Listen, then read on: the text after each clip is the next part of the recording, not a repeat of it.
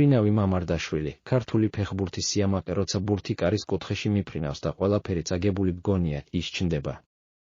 გიორგი მამარდაშვილი. ჰაერში აჭრილი, თითქოს მტაცებელია, რომელიც მიზანს არ უშვებს.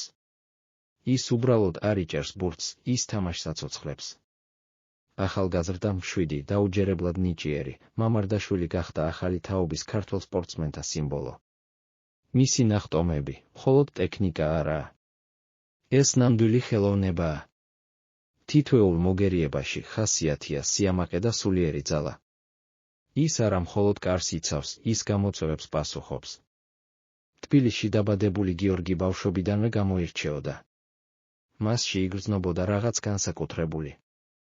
მინდვრიდან სტადიონამდე, ყოველი ნაბიჯით ის სულ უფრო ძლიერად ანათებდა.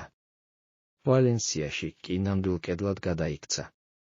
მისი რეაქცია ელვისის სწრაფისაა, პოზიციონირება, უნაკლო, სული, ურყევი. მეტოქეთა ფეხბურთელები აღიარებენ, როცა მამარდაშვილი კარში დგას, პენალტიც კი ეჩვს, საქართველოს ნაკრებში ის სანდოობის სიმბოლოა.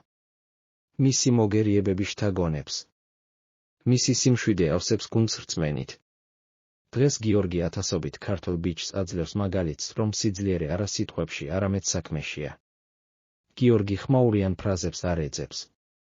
ის უბრალოდ გამოდის მოედანზე და აკეთებს თავის საქმეს, წყნარად, მტკიცედ, პროფესიონალურად.